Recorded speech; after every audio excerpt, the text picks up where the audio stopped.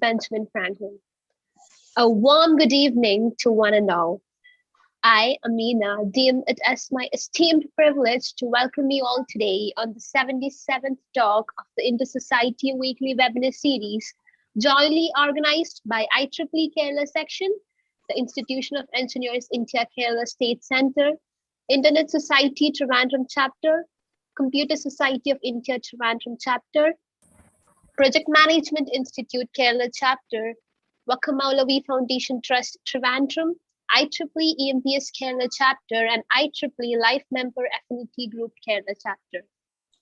We have successfully coordinated 76 talk series with enormous speakers, and the response we've been receiving is overwhelming. Today's talk is no exception. The slow process of acceptance of technologies by society has been debated time and again after independence of India, with only very little progress in the effectiveness of interaction.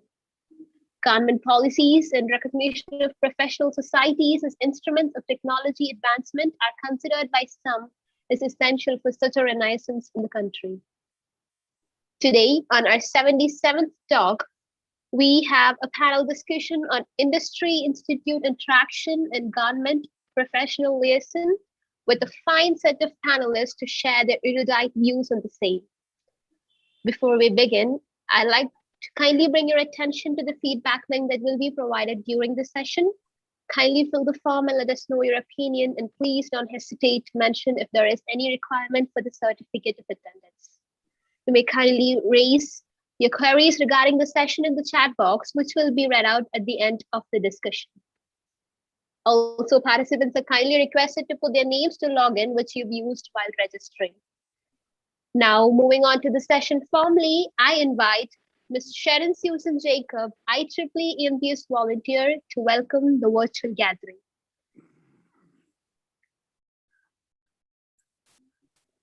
Good evening, ladies and gentlemen.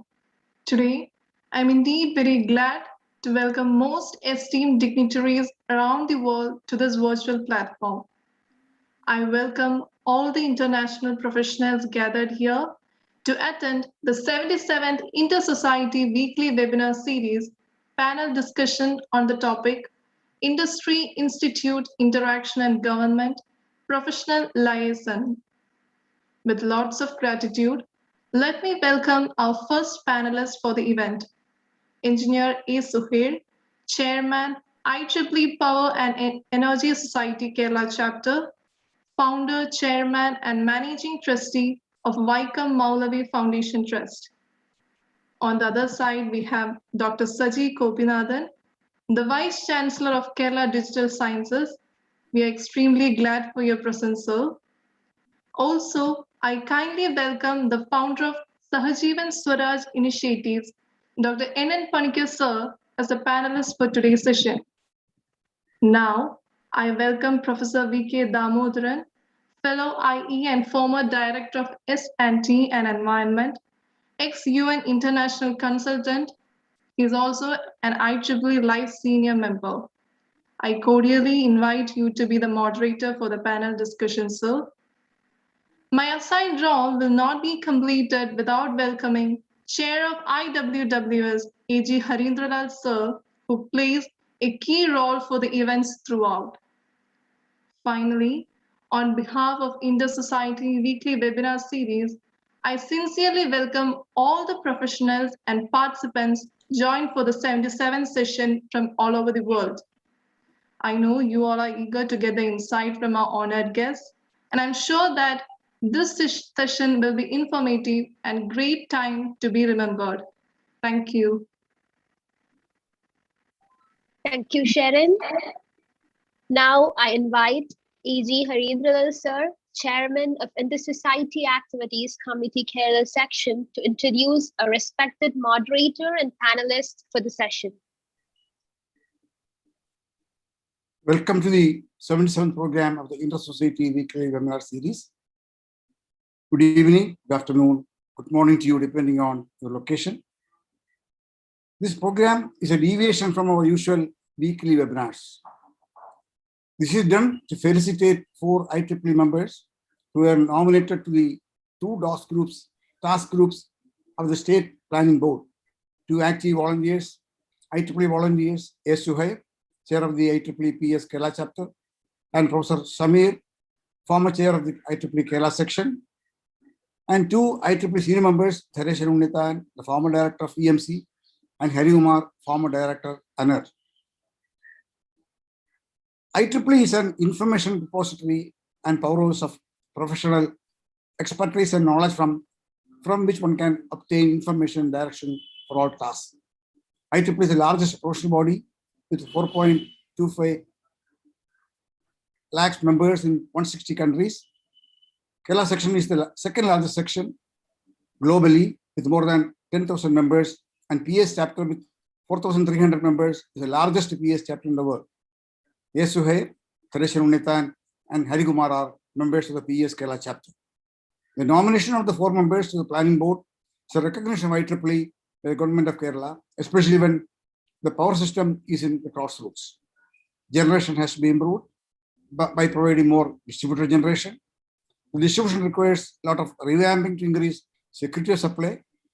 In the wake of the frequent floods and cyclones, the power system is subjected to further strains, and there is a need to make the power system more resilient to catastrophe owing to such calamities. It is in this backdrop this panel discussion was mooted. We have a panel and a moderator who are institutional builders, Professor V.K. Damodaran, S. Suhair, Dr. Saji Gopinath, and Dr. N. Panikar. Though the profile of these persons were included in the invite and reminder to the program, I think it is worthwhile to produce an abstract of their achievements before you. Professor Saji Gopinathan, PhD, is currently the Vice Chancellor of Kerala University Digital Sciences and Innovation and Technology. He had set up several iconic projects in all the organizations he worked. Nalanda, Digital Library of NIT, Calicut, ranked by Google as one of the top 10 digital libraries. Set up Asia's first synchronous e-learning program at IIM Kozhikode, first online program in the world to gain coveted AMBA accreditation. Set up campus of IIM at Kochi. As a director of TAPI Management Institute, Manipal, he could achieve the AACSB accreditation to it, the second institution in South Asia. Successfully organized PRISM project at Nadakav School, Calicut, which transformed an obscure government school as among the top 3 schools in the country, prompting government to adopt the same model in more than 100 schools in the state. Supiksha, a rural livelihood project, which became a national model for women economic empowerment and rural entrepreneurship. He helped Urungal Labor Contract Society, Kozhikode, a small labor society from a rural hamlet in Calicut, to grow into an iconic organization, being recognized by UNIDO as one of the model cooperative societies in the world. He is a founder, Dean of School of Management at Bennett University. V.K. Damodaran, the moderator of the session, the program. He was a director, Department of Science and Technology, Environment, Government of Kerala, 87-95.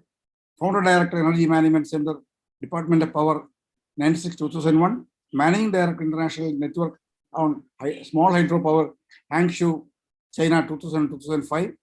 Energy Consultant, UNIDO since 2006.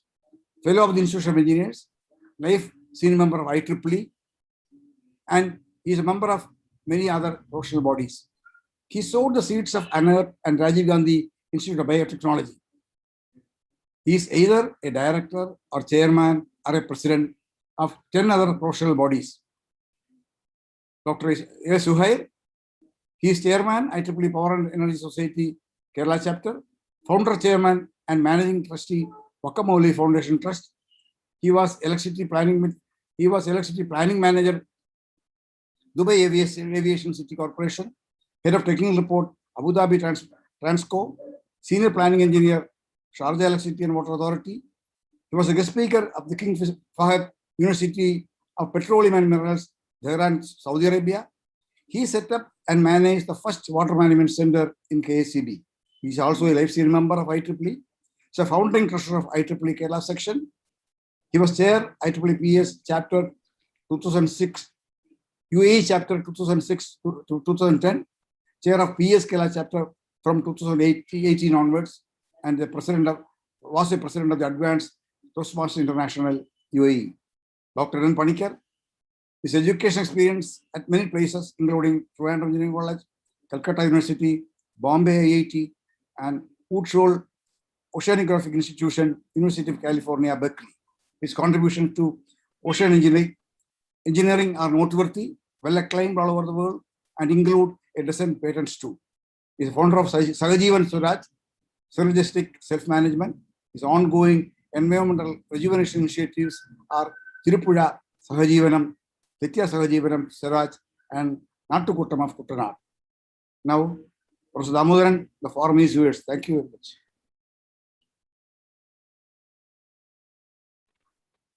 Thank you, sir, for the detailed introduction of our illustrious speakers. The wait is over. Now let us all synchronize our attention to our most awaited session. Damodaran, sir, the platform is yours.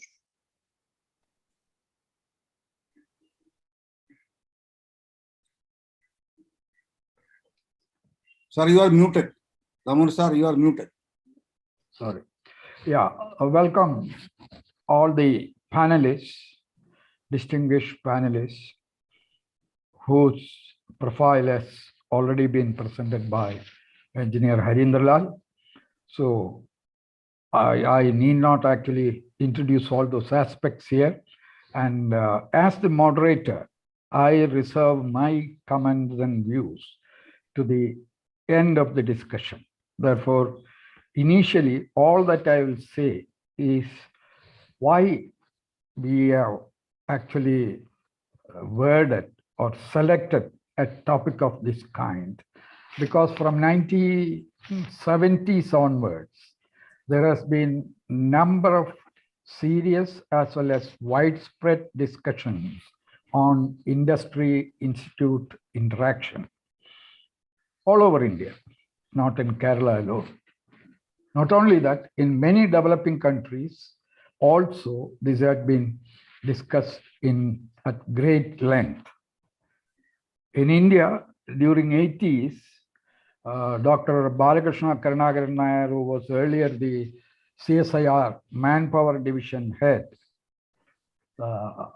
with him as the chief investigator and myself as the co-investigator, I had actually done a 3-year project on this particular subject for the Department of Science and Technology, Government of India. And we had actually produced a 2-volume report, bringing in a lot of recommendations and all that thing. But ultimately, the net result was nothing has moved.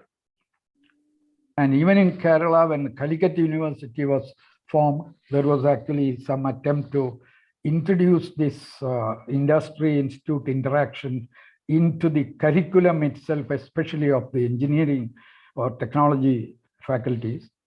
But that also, there were a lot of opposition from various sources, including from the academia, as well as from the industry, and that did not again take off. So this has remained a discussion of that point. But there was one thing, again, that in India, there was actually a discussion on lab to land that was mainly focused on science and technology contributions in the area of agriculture. That during the time when India wanted to build food security, it was felt that only 1% of the inventions and protocols or methods that has been developed by our esteemed laboratory chain of laboratories in the country, they were not transferred to the practical field. The same thing happened with CSIR as well. Many of the industrial technologies that has been brought out never saw an embracement or with the public or the industry as such.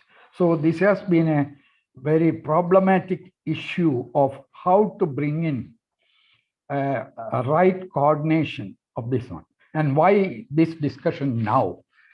Present day technology expansion or its growth is actually almost not only exponential, it is explosive. And no academic institution or no industry in a developing economy can actually keep in line with, or at least very close to, what is actually happening or what is actually being found out, what is actually being formulated, can be directly absorbed by them. So, but there is enormous need for that, which has been accelerated by the issues of climate change, and recently for the last 1.5 years plus the pandemic, the COVID pandemic. So these have completely upset our system of development, the framework of development, the institutional setup, and how we use it. Similarly, the knowledge, the maturing period of knowledge, which is actually proved for trial, to reach the field, there is a little bit of a problem. Much on the spilled milk of our attempt to bring in a kind of harmony between these two, but to look at points of how positive suggestions and recommendations or even ideas that can come from professionals who definitely have the up-to-date knowledge of current day technological information. So for them, but the utilization by government, industries, or even the universities of this fund of knowledge and experience is of a very, very low percentage. It is so in many countries, but yet we have to actually think, and my request to the panelists is to see that each one of you put forward at least one suggestion that could be tried out, and then we can actually build stepwise better rolling of this industry institute interaction, which actually should start from kind of a trust between the professional bodies and what they possess with the government, and professionals also should think that the government is there to look at some of their capabilities and utilize them appropriately. So to bring in this kind of a synergy, let me invite such suggestions and recommendations from the speakers, and each speaker may take 10 minutes each. And after that, we may have around 10 or 12 minutes of open discussion where the participants who are actually subscribed to this session, they can actually very briefly add or contravene some of the points. And at the end, I may take around 5 minutes to sum up the whole thing. So thank you. And now I call upon the first speaker, Engineer A. Sohair. He is also the PES, Power and Energy Society, IEEE Society's chair for the largest PES chapter anywhere in the world, that is Kerala Section. So, Sohair. Thank you, sir. I hope I am audible to everybody. Yes. Respected Damodaran sir, esteemed Dr. Saji Gopinath and Dr. N.N. Panikar, friends and colleagues, good day to all. This panel discussion is organized in the context of some of the IEEE Kerala Section members inducted in the State Planning Board working groups to frame policies on important sectors of development, such as energy, communication, and IT. This current panel consists of very eminent personalities experienced in policy framing and institution building, who can suggest ways to connect knowledge with government plans and policies. We are currently living in the information or knowledge age. Studies indicate that knowledge doubling period has shrunk from 100 years in 1900 to an incredible 12 hours in 2020. Knowledge half-life, introduced by economist Fritz Marklev, is the amount of time it takes before half the knowledge of facts in a particular area becomes obsolete. An engineering degree acquired in 1930 was useful for about 35 years. The half-life of an engineering degree earned in 1960 was only relevant for about 10 years because of the rapid development of new technologies. In 2002, this has reduced to 3 to 5 years. And after 20 years in 2020, you can imagine what would be the span of or half-life of knowledge. So that's the way at which the knowledge advances, and how do we fit in and how do you bridge the gap? This is a very serious question. At this juncture, let us understand what are professional societies and what is their relevance and role. Many professionals need constant support or continuous support after their formal qualifications. They help their members, or the societies help their members to stay tuned to technology and practices through publications, conferences, standards, networking, etc. The oldest professional society in the world is the American Society of Civil Engineers, established in 1852. The largest technical society is IEEE, which started as AIEEE in 1884, merged with the Institute of Radio Engineering, IRE, in 1963 to become IEEE. This has got a massive membership of over 400,000 members in 160 countries. It conducts 1,900 global conferences annually. It has 39 technical societies, from aerospace to vehicular technology, 7 technical councils, 200 transactions, journals and magazines, 1,300 active standards, 100 plus communities, and local activities spread over more than 350 sections. The founders of IEEE were no ordinary men, but legends with a great vision who dramatically changed the world. The world before them and after them was not the same. IEEE is following their legacy with the tagline, "Advancing technology for humanity, a really great responsibility." IEEE Kerala Section, as was mentioned here, is the second largest section in the world. And the Power Energy Society Kerala Chapter, Computer Society Kerala Chapter, IAS, PLS, they're all world's leading technical society chapters with over 3,000 to 4,000 members. PES is the oldest and second largest society. It has special appeal because our life revolves around electricity. PES Kerala recorded enormous growth in the last 5 years. Membership rose from 400 to 4,000. We started industry academia interaction jointly with KCB. Professor V.K. Damodaran, Dr. Bijuna, Haridulal, and myself had meetings with the KCB chairman several times. And we had also interacted with the leading educational institutions, NIT, College of Engineering, Trivandrum, so many colleges, and identified problems and submitted the proposal. But due to some other issues, it could not proceed. That was a good start, interaction where KCB have several problems, but it cannot be resolved by the KCB people because they are very busy with the operation and management of the system.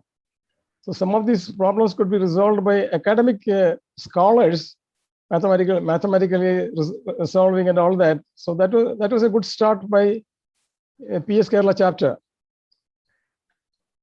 And we also conducted several specialized trainings on new fields of technology and programs. And a lot of student supporting programs attracted several students to IEEE, and they are actually the cream of the energy of the PS Kerala chapter. And budding engineers with creative ideas, lot of talent and energy. So they can be potential powerful source for the Power Energy Society in Kerala. So what is the real strength of the Power Energy Society? Number one is the access of a very vast storehouse of knowledge.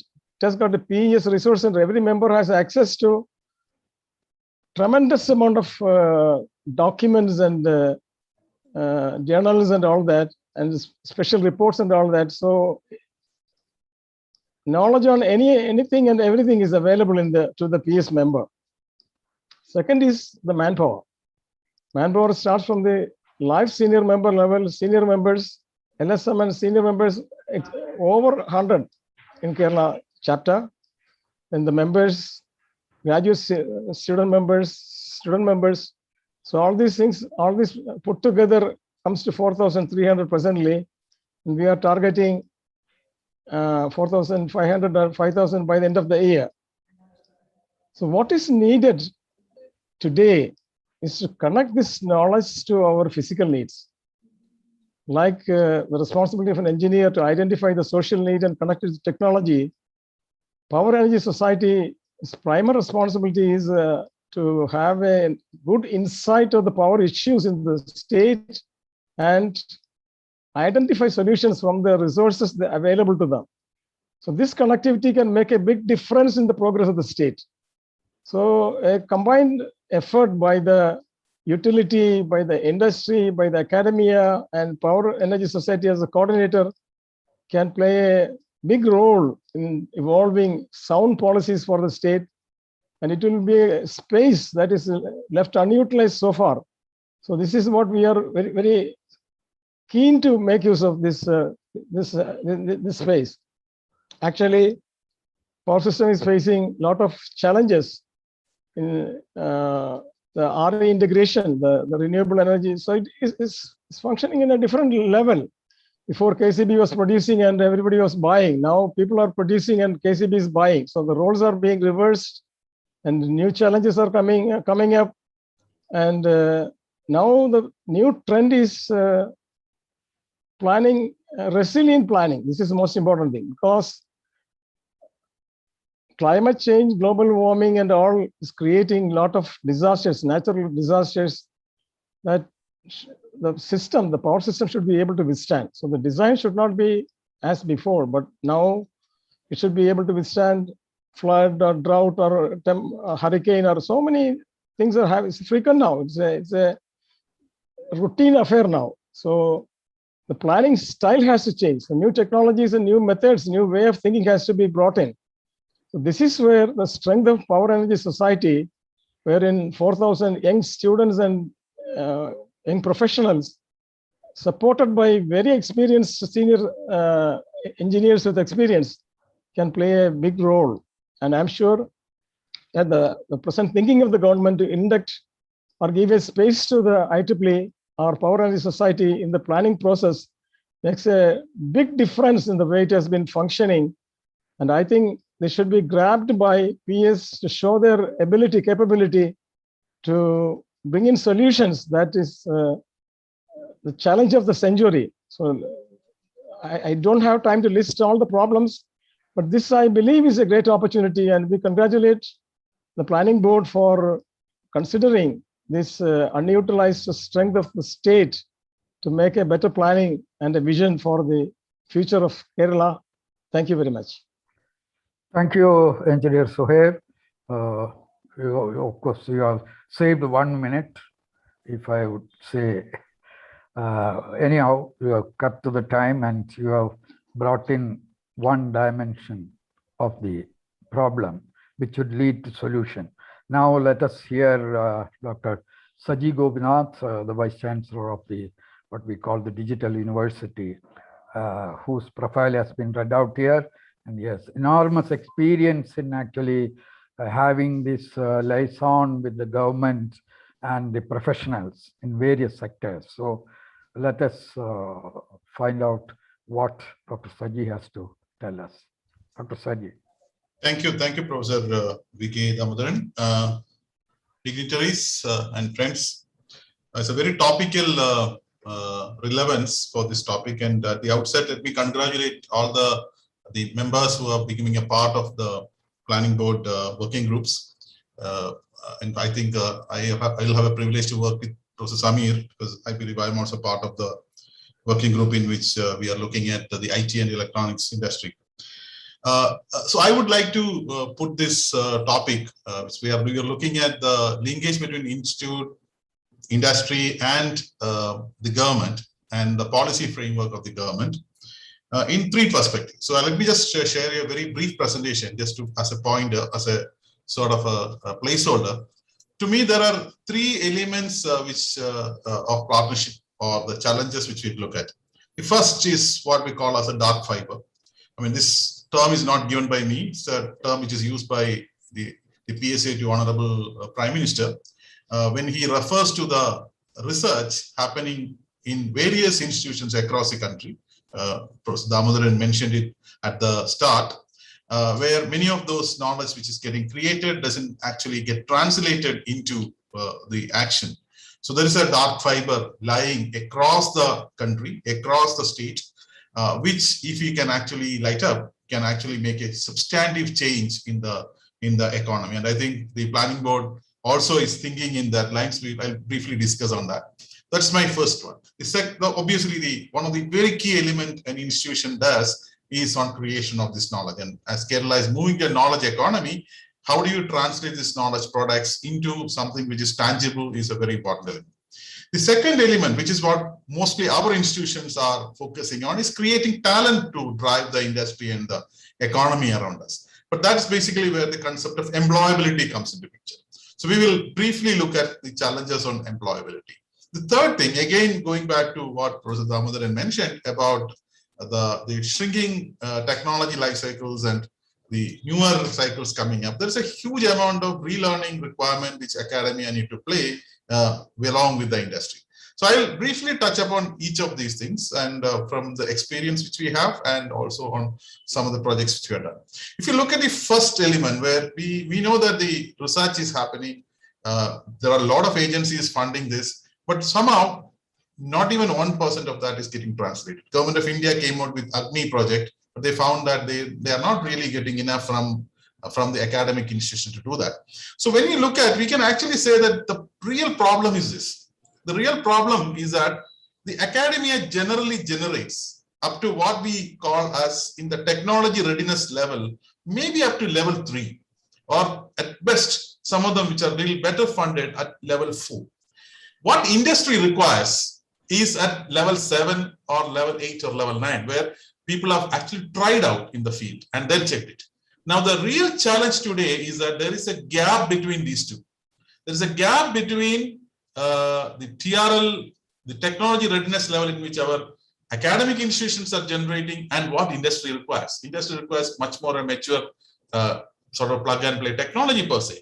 And this gap is something which somebody has to address. And that's basically where I believe government can play a role. When I was a CEO of Startup Mission, we tried in a very modest level, creating something called a Research Innovation Network of Kerala, where we say that it is not the startups we need to incubate. We need to incubate technology, because technology coming out of labs, technology coming out of colleges cannot be translated in the field just like that. You require an incubation system for that. And that incubation system, I believe, is something which we need to think about from a policy point of view.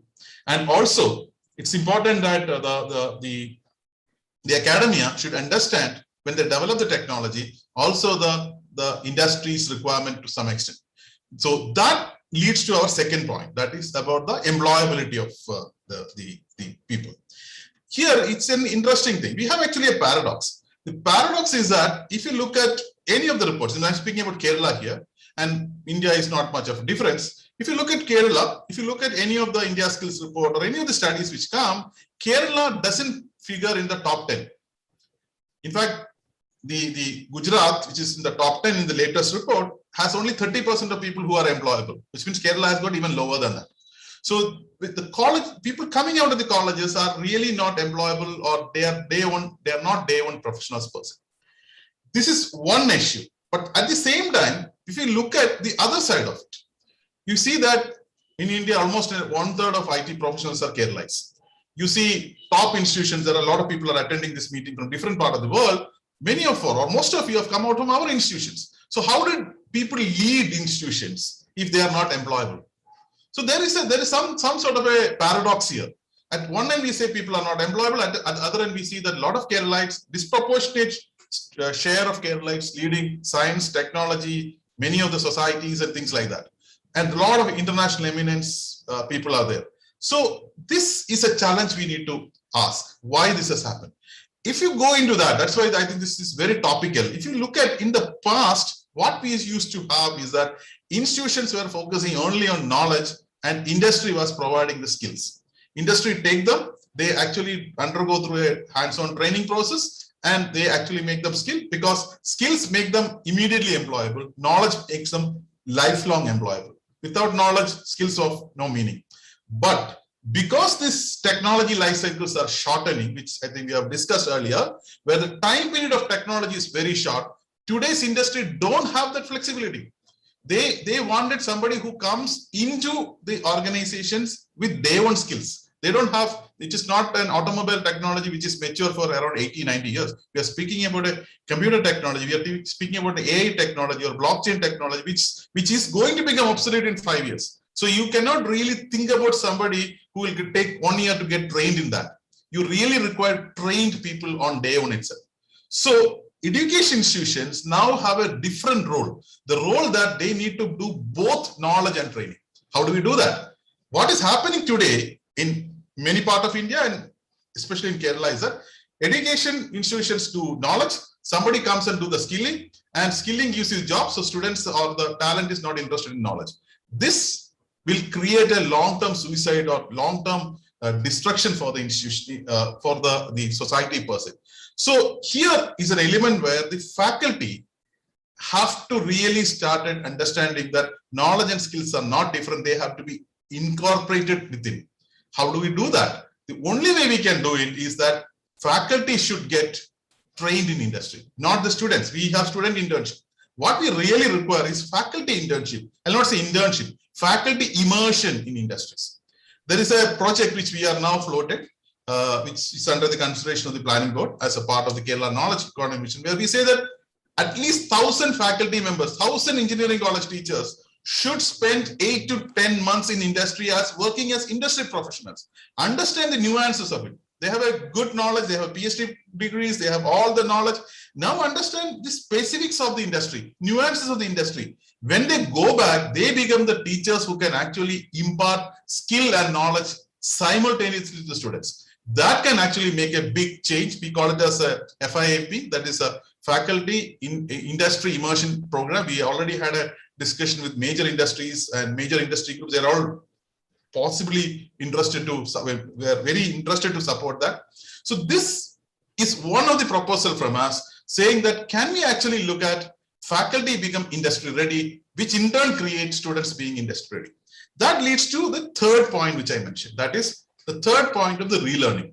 Now, we know that academic institutions are the ones which are the powerhouse of knowledge. But many times we know that the industry, except they may meet individuals for consultants, etc., except a few institutions, they actually don't come back to the institutions for the relearning purpose. Most of my time I spent in IIM Kozhikode and in some other IIMs. For us, as a part of our performance metrics, we have to actually have industry training. That is not we get trained, but we train industry as a part of my performance metrics. How is it useful for me? It is useful because it helps me to know that what is the latest happening in the industry. I will know what is happening in the industry, which actually translate back to the students. So that's why all IIMs, when they started itself, they ensure that industry training, management development training become an integral part of the performance itself. So these three aspects, understanding the industry challenges, creating a policy framework which do the translation. So there's need to be a good translational engineering center and a model to do that. Incubating the technology which addresses the dark fiber issue to some extent, which create a huge number of knowledge industries. Second, making faculty spend time in the industry, working as industry professionals through an industry immersion internship program. Government should fund that. And third, making sure that industry training become a part of the faculty's performance metric, which enhances their research, which enhances their other abilities, teaching, etc. That may be a comprehensive framework which we may have to implement and which can actually make a big change. And I'm sure that organizations like IEEE, I'm also associated with PMI, is one of the society is part of it. PMI does this in many different extents. So such agencies coming together and creating that environment can actually make a big difference in the challenge which we are facing. So that's from my end. Thank you, Professor, for inviting me to share my thoughts on that. We'll be happy if you have any questions at the end. Thank you. Thank you, Professor Saji Govnath. Just a wonderful part of discussion, and you have also put forward a very important suggestion about which we will have discussion later. Now, let me straight away call my friend Dr. N.N. Panikkar for his presentation. He has also a lot of experience all over the world, and even as an engineering student, I know he had some suggestions in some of these areas. With all that, let me invite Dr. N.N. Panikkar for his presentation. Greetings to all. Can you hear? Yeah. Thank you very much for this opportunity to talk to the engineering professionals. I will be talking slightly different from the way Engineer Suhail and Engineer Gopinath has presented. The perspective will be from a community activity, a series of community activities that resulted from long years of experience in engineering and academic, professional, industrial, research and development, and all kinds of experience, as Dr. Damodaran mentioned, even innovations and inventions. But the emphasis, may I share my screen? May I get permission to share the screen? Yes, you do have. Do that. So you can do that. Okay. Permission.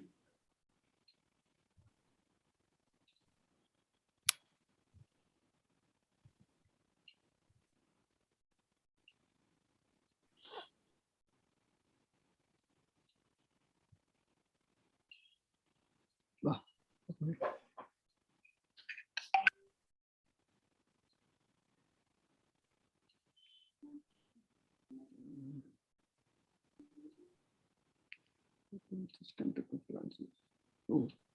I'm sorry for this. I have not had the chance to try this out before. So let me go back to it. Go back.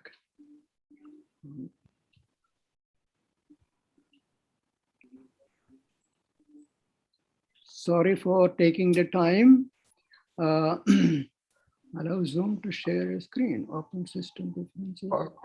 Can you mail that to Harindralal, sir? No, that will be too late, isn't it? So can I, if it was just try and no, there is no problem. If I can find it now, I know how to share it too.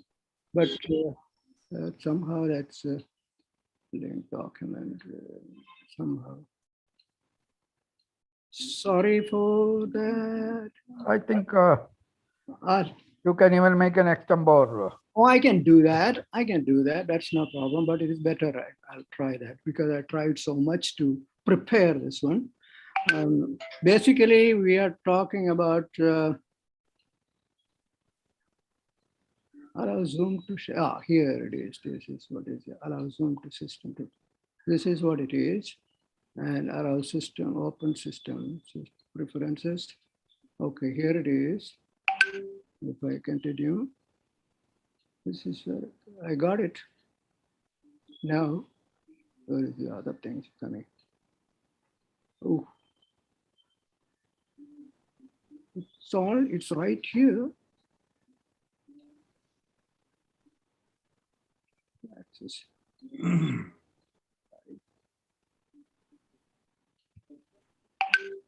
Ah, is it okay? No, it has not yet come. Did it come? Okay. No. Here.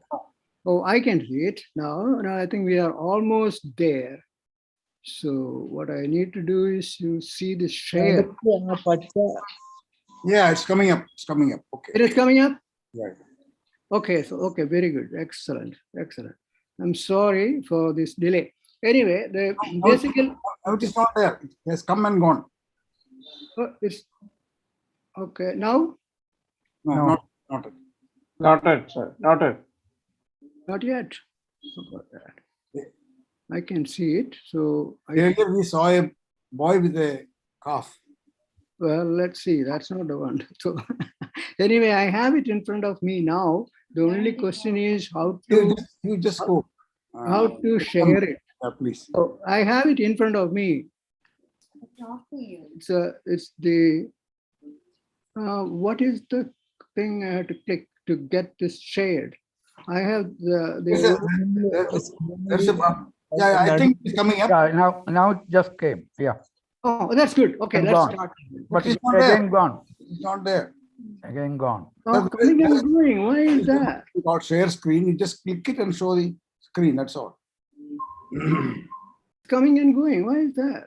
Sir, you, Share screen. sir, you Click on the lowest line and share screen will appear. I don't see the share screen. Now click on the lowest line. Lowest line. Okay, Click on the lowest line.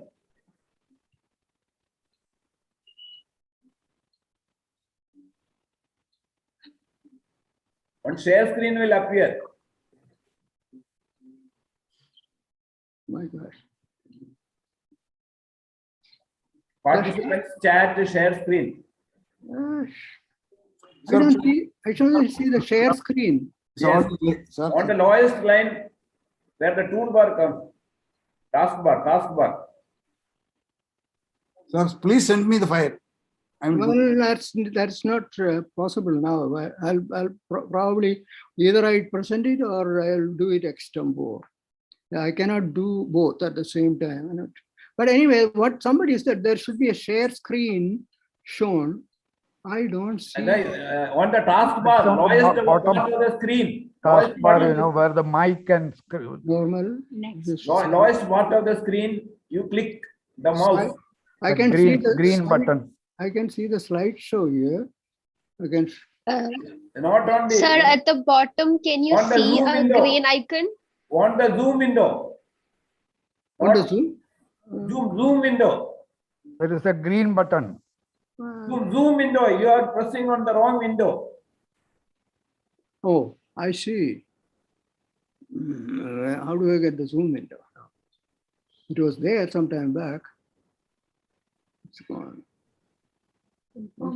It's still, it's my screen is seen now. Nothing else is seen. No. On your Zoom window, press on the bottom line, that is the taskbar. Then that participants share screen, all things will come up. That's what I'm not getting. That Zoom window is not what I'm. Here I get the Zoom. I'm going to go on to the Zoom first. Okay. Okay. And at the bottom of that screen, you click. Share screen. Yeah. I get share screen. Okay. What else now? Share again. Share again. Ask for selection. Ask for selection. Which window you want to share? Oh, the window I have. Sahajeevan Swaraj, that one. It's not there. Oh, come on. I think you better now do an I external lost, thing. in fact, You lost a lot of time now. yeah, let's share. Come on. System preferences.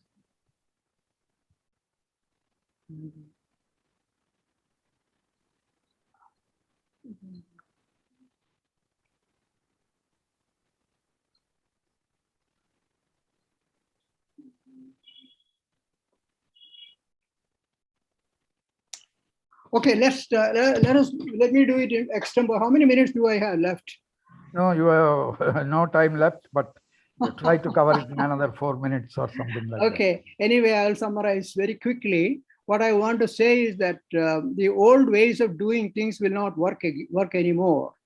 What is there is that there used to be a time when the industry professionals and experts would be consulted and asked for their service. And that time will not be there anymore, because the people who are in it will not be interested in doing many of those things, and they can get knowledge, Google, other ways of getting information. That information is what they need. They don't probably need expertise.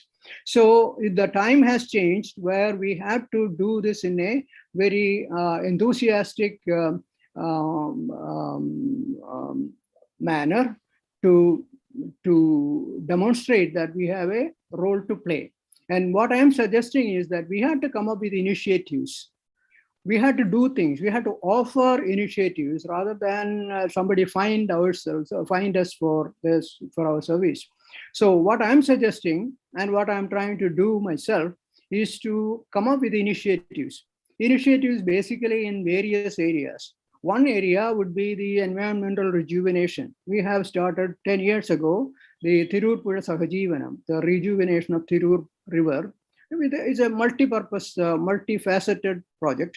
And the next one is 30R Sahajivan Swaraj. And then 30 years ago, we started Natakutam in Kuttanad.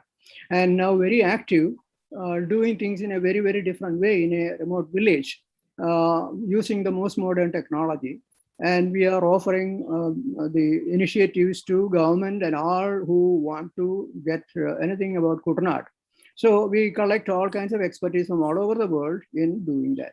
So that is one way of suggesting, that is an initiatives in that area.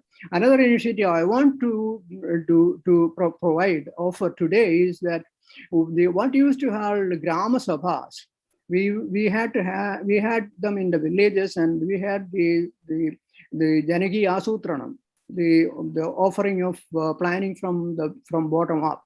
These things have to come back now, or they are virtually not there now.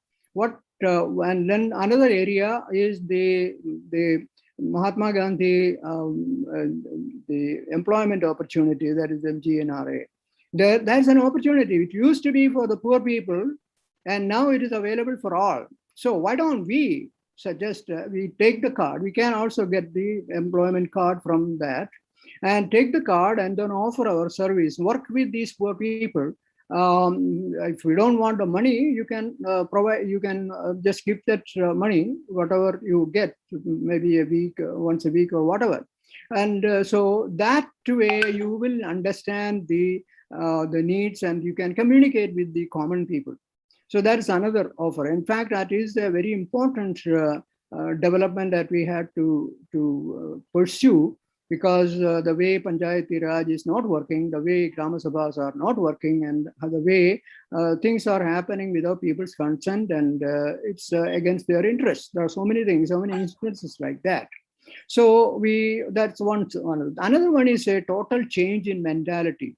The way our mindset has to change. We are also in the Sahajivan Swaraj initiative. We have what is called a Sahajivan Swaraj Sadhana. That means at 7 o'clock every at 7 p.m. at IST, for 7 minutes, people all over the world will be thinking about the Swaraj, that is the self-management for themselves, and the positive gain from their own efforts, and all kinds of things, just for 7 minutes, and doing it together and creating a vibration that is going to change the mentality, and that we have seen works. We had to work in that level also, and without a change in mentality, things are not really going to happen. That's the experience I have so far. I'll be happy to participate in the discussions and give details of anything you want. And sorry for not providing the solid information I have for these examples I have cited. So let us have discussion. I will not take any more time. I hope I have not taken any longer than I should have taken. Thank you. Thank you, Dr. Panikkar. Now, with Harindral's permission, I don't know whether we can exceed, because I would like to give at least 10 minutes for interaction by other participants, and then 5 minutes for me to conclude. Is that okay? Sir, we can go up to 20-25, no problem. Okay, thank you. So now I think those who want to make some observations, comments, or new suggestions, please, without any introduction, without even, if possible, not even mentioning names, just come to the point. So, like 1 minute, you should be able to bring up some point. Please unmute and speak up. Let me compliment some of the points we heard from the panelists, sir. And in fact, you know, when yeah, introduce yourself, Varghese. Yeah, myself, CM Varghese, and also part of IEEE, and presently is the chair of Educator Society. Okay. And when Mr. Engineer Suhair told IEEE PS can do quite a lot for the energy industry, I'm sure it will happen in the immediate future, and with the present structure of a planning board, sure. And I'm really happy to hear from Dr. Saji Gopinath. When he say the gap, the technology need by the industry and what academy is having is so big, it's 100% correct. And also when he says the academy is in a position to give only raw employee against the requirement of employable employee, 100% correct. And up to a certain extent, the solution is suggestion, the industry immersion could be a solution. But let me add one step more. At least a part of the teachers in the academy must come from industry, at least might have some good experience from the industry. Then it automatically, many of ours, this industry academy linkage, the issues will be resolved. And when we say the industry, it is not the large industry as far as Kerala is concerned. You know, Kerala is a place of micro industries, not even small and medium. So we should be in a position, the academy should come out and support this micro industry, in turn, helping the state and generating a lot of employment.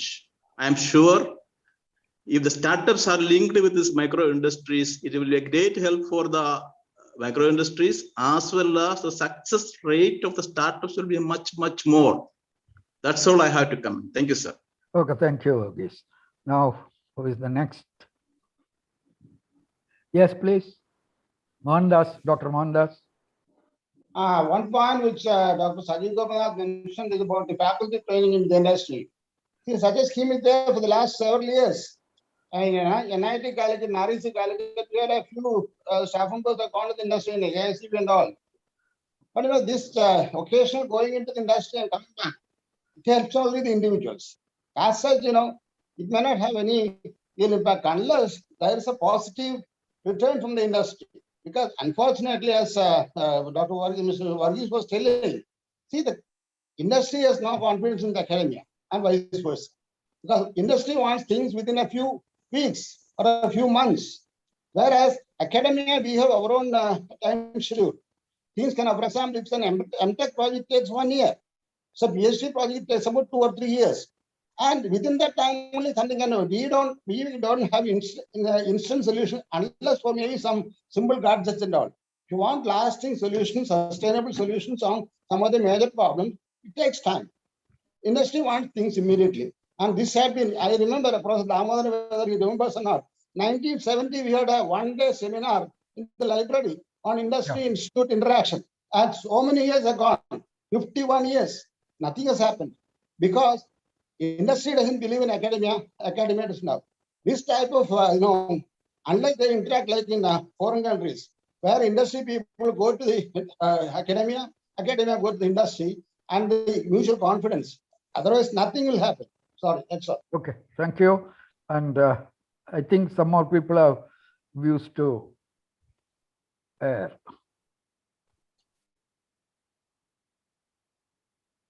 Dr. Pradeep, Good evening, sir. My name is Dr. K. Madanan. Yeah. I was working in the industries department for quite 25 years and a director of Kerala development.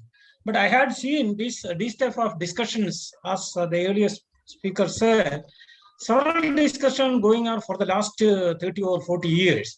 But nothing constructive results are not, we cannot see that.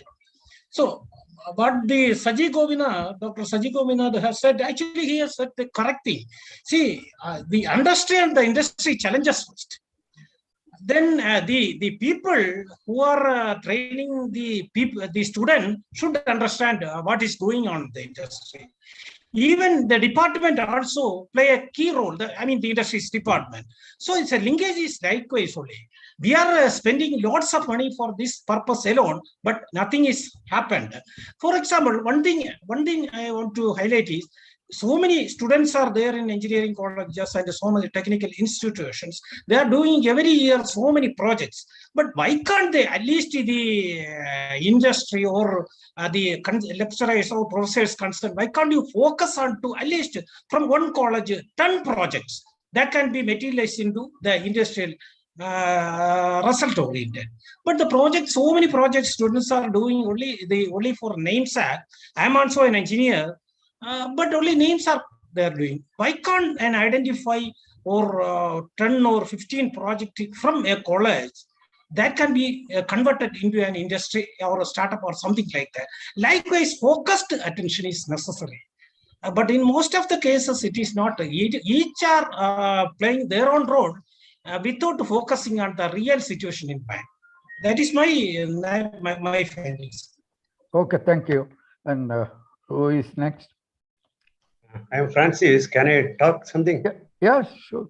Okay, I have two observations to make, and experts can give their views. First thing is that, I find Kerala is heavily over-focused in IT. And people are forgetting other areas of innovation startup. That is my one observation.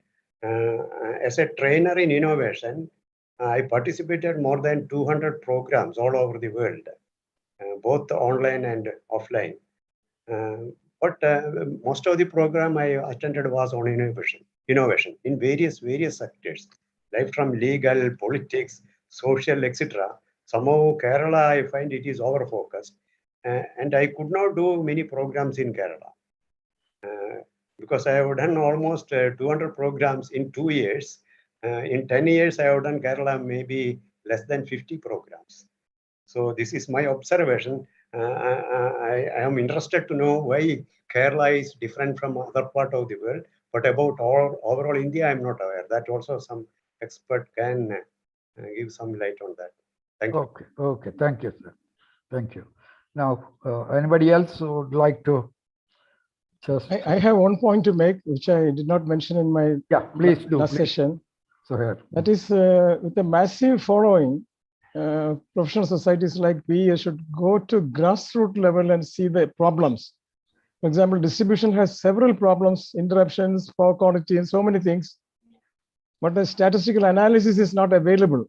What makes on very flimsy things, supply goes, and 1 or 2 days you remain without power. These kind of issues. And another thing is this forum should become the voice of the people. I remember in 1978-80, the Silent Valley issue was flared up by the intervention of Kerala Shastra Sahitya Parishad. That time, Professor VKD was its president, and an issue was raked up and it was taken up with the central government, which engaged specialist groups to study the biodiversity of the area and ecosystem and decided to preserve that one. So that is a great service to the society. One more thing I just want to highlight here is, again, Professor VKD's involvement in the National Committee of Policy Making on Scientific Temper in a country with a lot of superstitions and all. What should lead us or steer us out of old thinking, new rational thinking. So that was a high-level committee headed by P.N. Huxer, and Professor VKD was one of the member of this committee. So this kind of intellectual exercises can also be taken up by professional societies to enhance the quality of thinking and outlook of the society. So that's some 2 points I just left out last time. Okay, thank you. Damodar sir. Damodar sir. Shashikumar. Okay, good evening to all of you. I think it's a very wonderful session, which is being very widely discussed, and many ideas are, talking about here. It's better to see the 2021 India Skill Report. It's unfortunate to say that Kerala is not figured at all. I think Saji Gopinath may be knowing about this. Very unfortunate. No, that. Yeah. Yeah. What is the reason for this one? I'm sorry to say that, you know, we have got a lot of teachers here, and we have got from industry people here. So many people are here, but particularly I am pointing towards the teacher itself. Because, you know, I've been in the field for the last 45 years, industry and training and all these areas I am there. Now I am very actively involved in the training as well. What is happening in this gap? Basically, the culprit is the teachers only. The teachers in engineering colleges are not thinking that skill is not their job. They keep skilling is something untouchable. Unless this attitude change, we cannot do anything here. That is number one. Number two, in the academics, universities and all, what we've seen is the syllabus revision and so many things happening. Only academics with a PhD with experience by virtue of their position, they are put in the role. They cannot do wonders here. So as long as we don't make a drastic change in the knowledge level and the attitude of the teachers in the engineering college, I'm sure that this gap will remain same and Kerala will not be anywhere. Thank you. Okay. Is there anybody else who would like to say? Otherwise, I will. Yeah. Hello. Yeah, please. Hello, sir. Can you hear me? Yeah, you mention your name and start. I'm Krishna Kumar, representing KICB Engineers Association. Yes, please.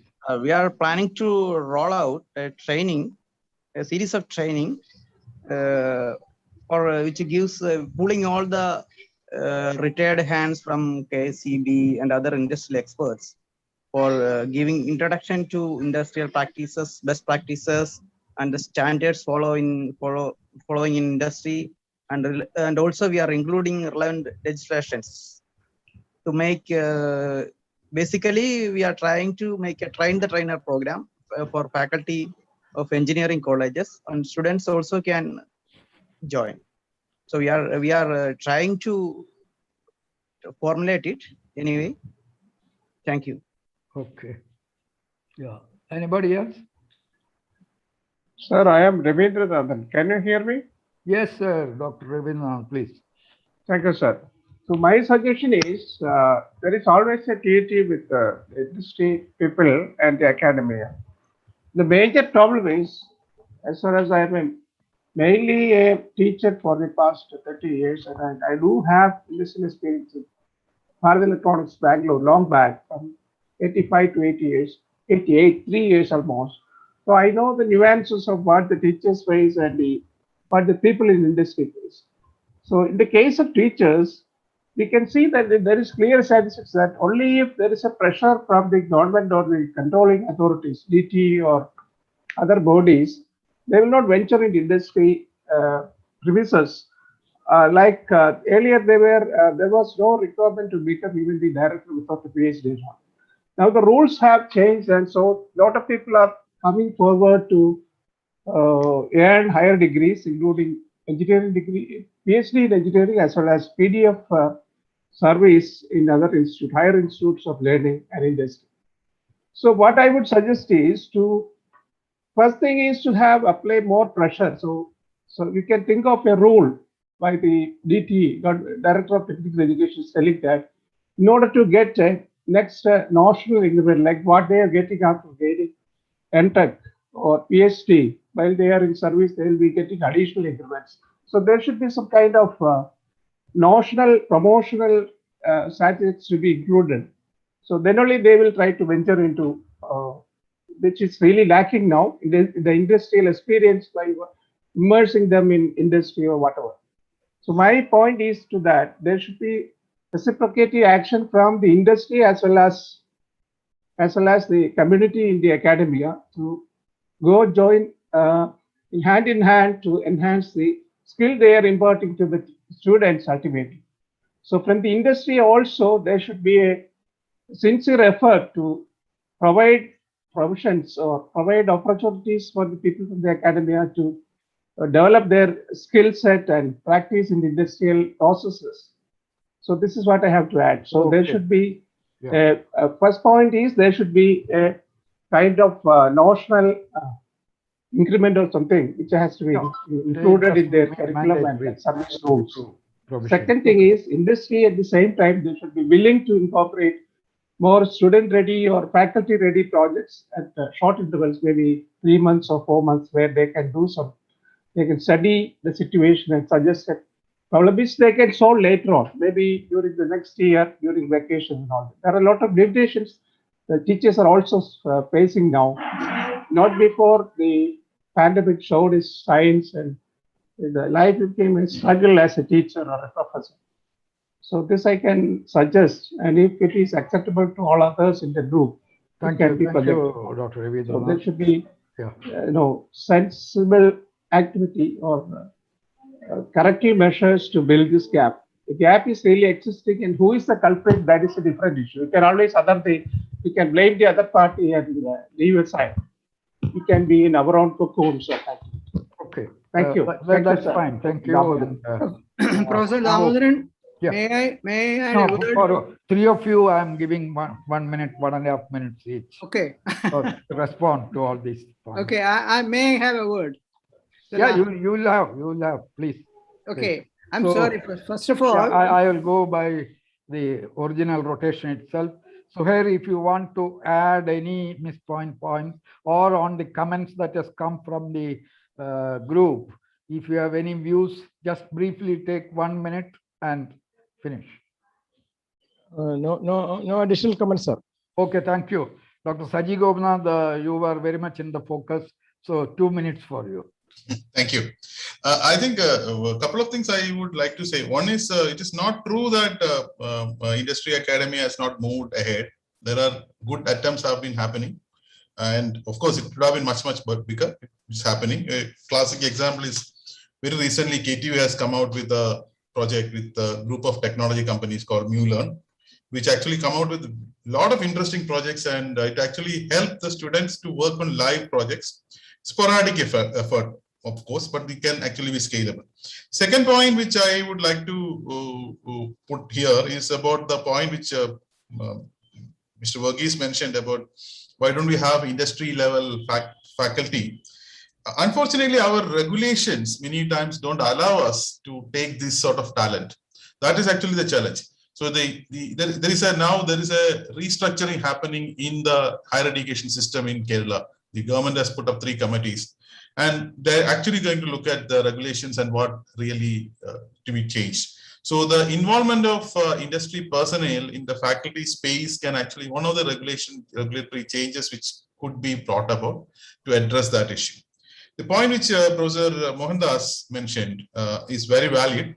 The 1 or 2 people going for industry is only for personal gain. So anything which you need, you really require a critical mass. So that is the idea which we are speaking about. We are not saying that one person will go. Kerala has got 15,000 engineering teachers. If 10% of them go to the industry in next 2 years or 3 years, you make a big change. They actually touch on the others. But if 1 or 2 goes, it doesn't make sense. And here we have actually put up a proposal to the government saying that pay them the full salary, just like QAP has been given for getting PhD degrees, etc. Have an FIIP to get it on that. That actually answers. I mean, I have a slightly difference of view with what the professor said earlier about the employability. I agree that Kerala doesn't figure in employability, but if you look at outcome figures, that's why I showed that. That's a dichotomy. We have people, people sitting here, for example. Almost all of us came from this system. Our own people have made some excellent inventions, excellent products. How does it happen? Because colleges are still giving knowledge. They're not giving skills. And they are not giving skills because teachers don't know how to give the skills. For that, they need to know what is happening in the industry. If you allow them to do that, if you give them a platform to do that, you can see a transformative changes in Kerala. That is a model I think I was trying to say. And IEEE can really, and other societies can play huge role in driving that transition. That is my my submission in this case. Thank you. Thank you, Doctor. Thank you. Now, Dr. Anand Panikkar. Sorry for not. Very brief, you just give your point. My point is that there is a particular need for creativity and innovation in the whole idea, initiatives, and people have to have the courage to come up with ideas and then implement it, and then show that they can implement it, because without showing that, the government will not accept it. And that can be done by actual activities with the people. And so there has to be a different approach, in my opinion, in the engineering education itself.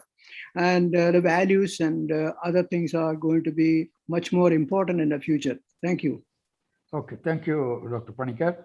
Now I will take some 3 or 4 minutes to just sum up and also to press 1 or 2 points that I feel very strongly about that. First thing, just let me make a comment on Dr. Krishna Kumar from KSCB's comment of KSCB giving training to teachers. I think the terminology there is a little problematic. We should never say training to teachers in the industry. Rather, I think when I was in Clausthal Zellerfeld Technological University in Germany, I used to find that the most of such technical universities there those days, they had actually a provision where the teachers go to industry. They work with them. There is nothing like turning. It is actually learning.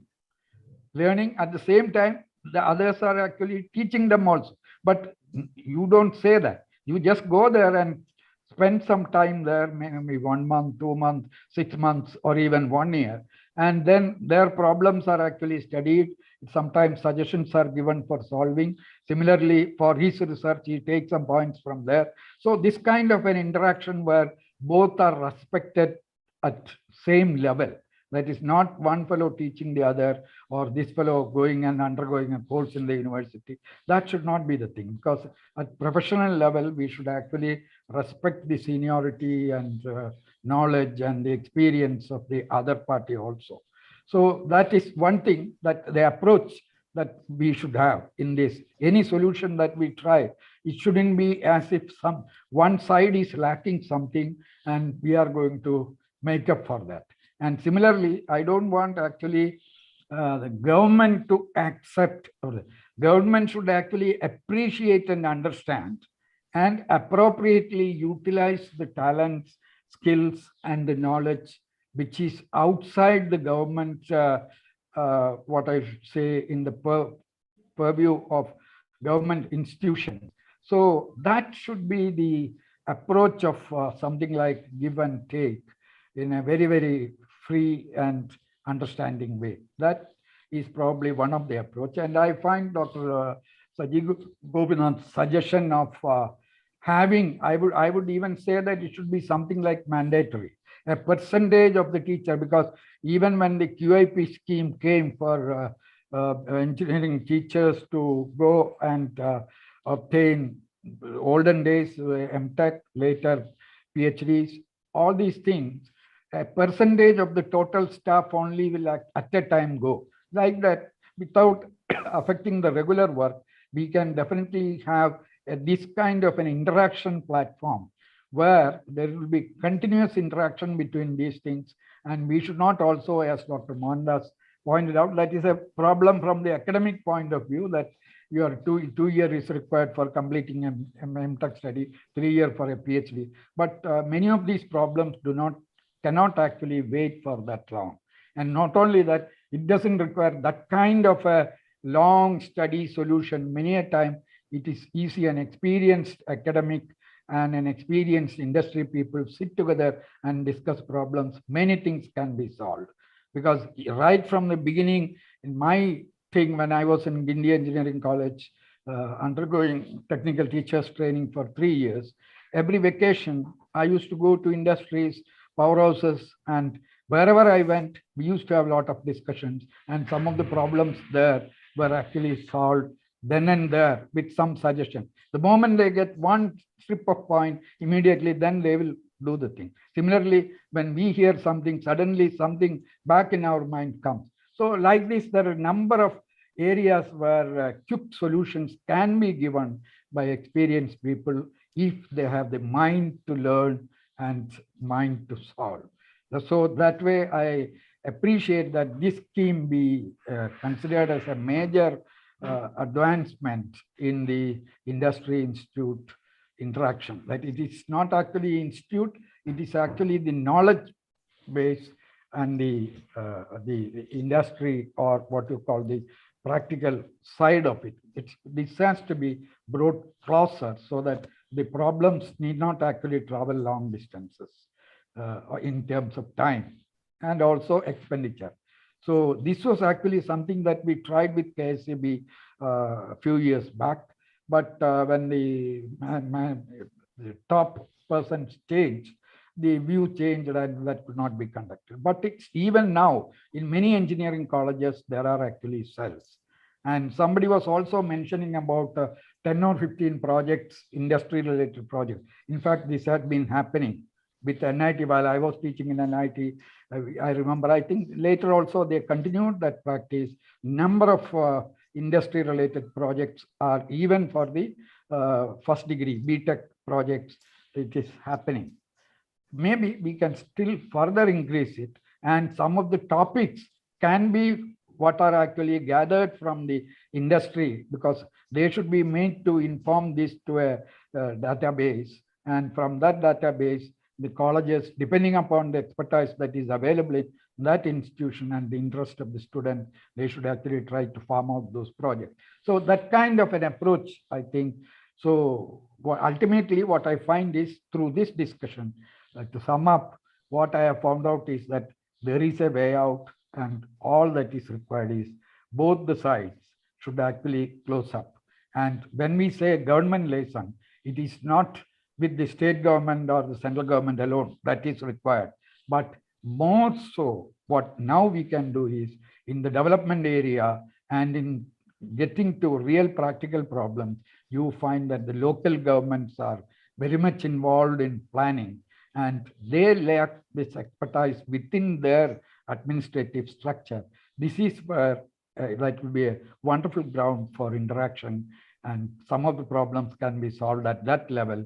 And at the state level also, government, either through the planning board or through some specialized and specific committees also, they can actually get expertise from professional societies as well as from the academic institution, which should, according to me, be each institution should have a what I call a knowledge level. In olden days when the USSR was there, entire republic's power system, those days there was no digital thing, no computer, nothing.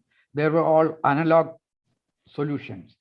They had actually analogs of every power system of every republic, and any problem, it used to be referred to the Moscow State University, where these things were there, and they used to solve these things by analytical experiment and then give the solution they were to. Similarly, Tamil Nadu Electricity Board and many other institutions, they are having this kind of a small cells in the, even now in Anna University, that is in the Guindy Engineering College, still working in the wind energy. When problem came, there was actually a cell sitting there and solving all those kinds. So this kind of a better interaction platform, if we can actually visualize and practicalize and show, I'm sure government will actually accept these ideas, and people like Saji as well as Suhair and many others who are currently connected with this kind of planning and other things with their own experience in several countries. I think NN Panikkar also with NGO kind of activities. All these things should be pulled together, and let us try to create something. And I would congratulate and appreciate the effort of the Society weekly seminar of this kind to have taken up such a topic and brought such very distinguished think tanks for this kind of deliberation. I think we can have a good summary of the whole discussion, which we can also share and discuss with the government through the speakers themselves, plus as a body, IEEE itself can also interact with the government. Thank you very much. And I leave the floor for the organizers to give the vote of thanks or whatever is customary. Thank you. Thank you so much, sir. And thank you so much, dear panelists. It was great listening to you, sharing your views and opinions, and also the delegates for enthusiasm and active participation. And Damodaran, sir, too, for being an excellent moderator. Now I invite Ms. Zainab Fida, IEEE EMPS volunteer, to deliver the vote of thanks. Good evening, all. It's my privilege to have been asked to deliver a vote of thanks on this occasion. On behalf of the IEEE Kerala Section and in the weekly webinar series, I extend a very hearty thanks to all the honorable speaker of the day to spend valuable time from your busy schedule. First of all, I sincerely thank the moderator, Professor V.K. Damodaran, IEEE Life Senior Member, who is the former Director of S&T and Environment and ex-UN International Consultant. Thank you, sir. Next, I wish to extend my gratitude towards the panelist of the day, Engineer A.K. Suhair, Chairperson, IEEE PES Kerala, and Chairperson VMFT, Member of Energy Working Group, State Planning Board. Thank you so much, sir, for being with us.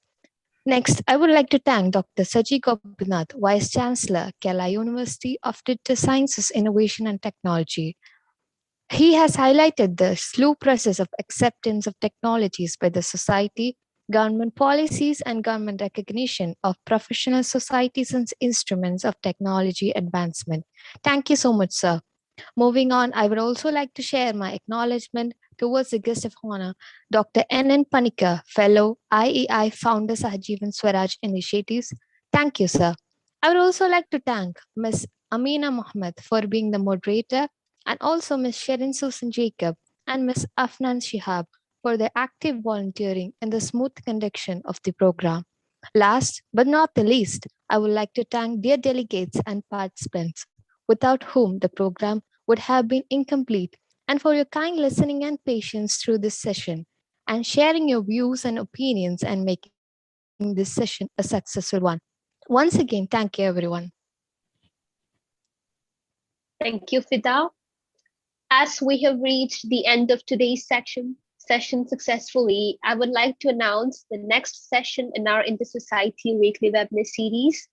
On next Wednesday, 6th October 2021, we will have our 78th talk series with Dr. Sudha Palagopalan, Dean Academics with the Academy of Science and Technology on the topic Game Theory in Everyday Life from 6 p.m. to 7 p.m. Attendees kindly take a note on that and register for the session. Hope to see you all on next Wednesday. On behalf of the Inter-Society team, thank you from the bottom of our hearts for joining with us today on the 77th talk. Goodbye, and this is Amina signing off. The meeting is officially closed.